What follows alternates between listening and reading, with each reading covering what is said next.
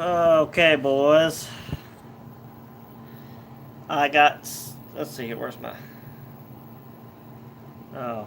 I see why people wear sunglasses. So you don't have to keep staring at the camera. But, anyways.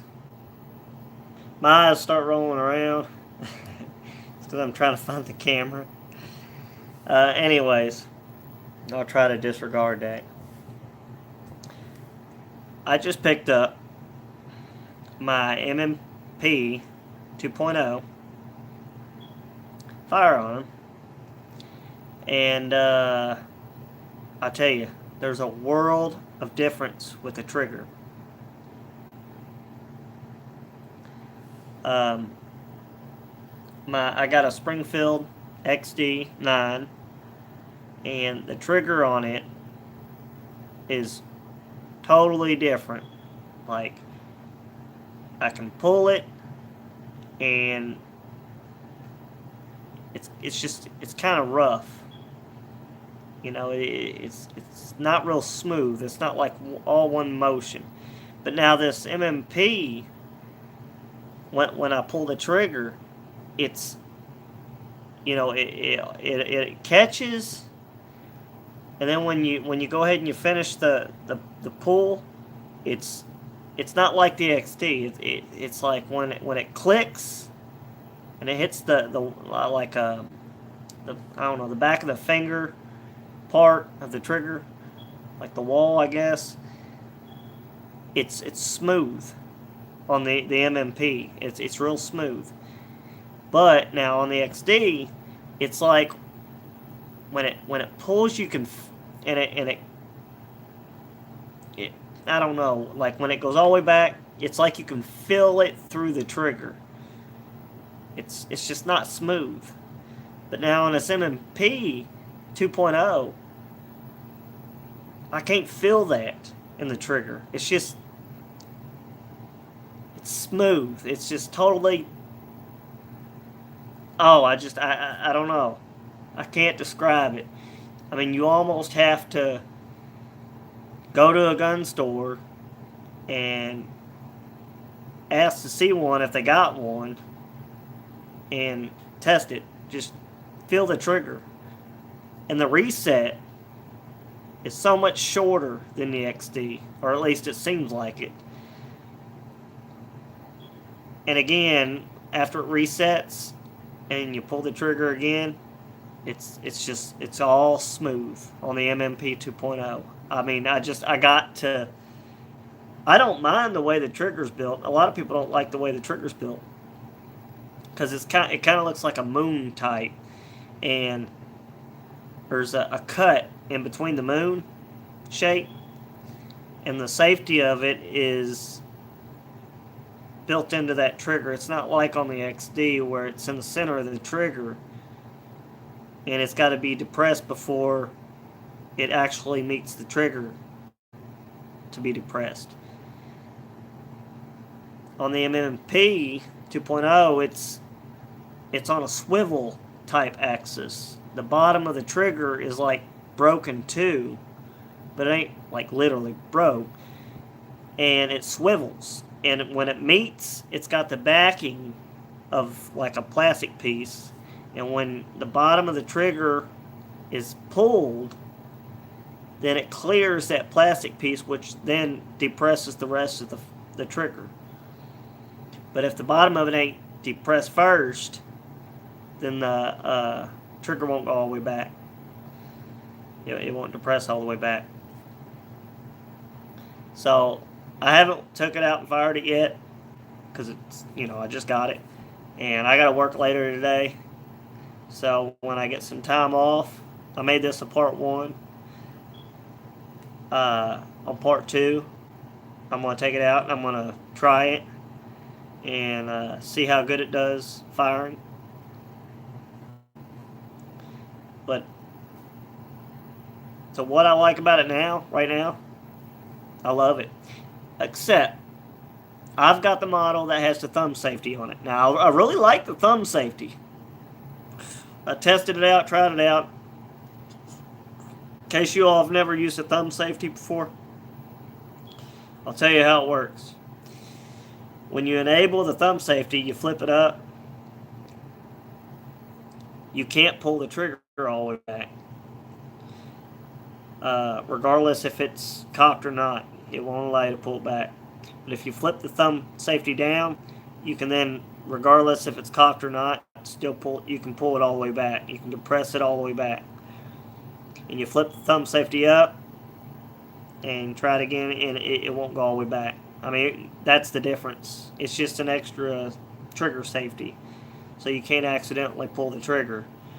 Like if you were to load it into your holster or into a holster in your vehicle, and you're worried about that extra safety, because like my XD, it's got the palm safety. I mean, I gotta have it my palm meet the back of the hand part of the firearm and depress the hand safety up by the ducktail. I think is what they call it. And then I'm able to operate the trigger. But now on this MMP 2.0, I don't have that. And it's probably like that on all the MMPs. This is the first time I've owned a Smith & Wesson MMP at all. Usually I've owned XDs, Springfields. I think my very first XD gun I bought was a subcompact 9mm and XD-S, maybe. I think it was an XD-S. I think. Might have just been an XD. I can't remember. It's been a while. But I ended up selling that gun. That's a whole other story there. But anyways, I got me an RXD. It was Mod 2 with the Grip Zone. And that's a great gun. I like that gun. Now, I got the sights changed out. And with this MMP 2.0, I want to get the rear sight removed. And I want to get the aftermarket type. I can't think of the name of them right now. Oh, it's got like the red dot in it, red or a green dot. You can get either one. But I can't. Tricon makes them, I think. Tricon. But they're like $400 something or $500. But even at that, I got to get my rails sent in to a company that can actually lay it down, like put on a lay machine, and then lower the rail on where the back of the steel sight is. They're going to lay that down, and then when I mount the aftermarket type, a little mount to it, I'll be able to mount it, and then I can put that aftermarket sight, the red dot or whatever, I forgot what they call that. I can actually mount it to the gun and it'll sit flat with the front of the sight. It'll actually line up better, because if I don't get it laid, then it don't lay low enough to the front of the sight. So that's going to cost me a little extra cash too. So I've got a project with this firearm. But again, I called. I don't know if y'all know this. I was told by another YouTube video that you can actually call Smith & Wesson, and if you want the thumb safety removed, you can get these, order them, and they'll send them to you for free, supposedly, for that particular model of firearm. If you want to remove the thumb safety, then you can put the caps in to cover the holes on the sides so they can't be seen, and it keeps dirt and dust out. That way you don't get no dirt in there, and it don't interfere with your firearm. But I plan on doing that, taking the thumb safety off. I don't want that feature. I all firearms, well, at least with the XDs I've owned, I've never had thumb safeties on them. So I think I would much prefer not having them on there, because if I ever need my firearm, I'm going to be used to, regardless if I carry my XD or I carry the MMP. You know, that's a whole nother learning curve that I'm going to have to be familiar with. And know, if I'm carrying the MMP and I need it, to remember, I don't want to really have to worry about that thumb safety being on when I need it, you know? Because all the firearms I've owned are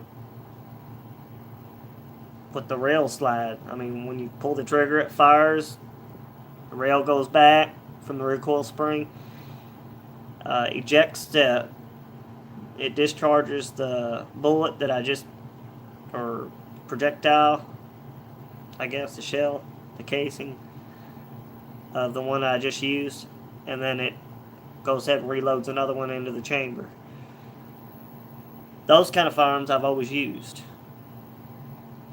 So with this thumb safety, I don't think I would prefer that on my firearm, because I believe I would forget that I have it on if I needed it. And I don't think I'd want that. So I called Smith & Wesson today. They didn't have any for that model that I have of the firearm. They didn't have any in stock, so they told me to call them next week and see if they don't have any in stock for the color of that firearm, because they got brown or black, and the one I have is black. So I think that's all I got to say, as of right now for part 1. But I'm going to catch y'all later. I got some shut-eye. I get up for work later this evening.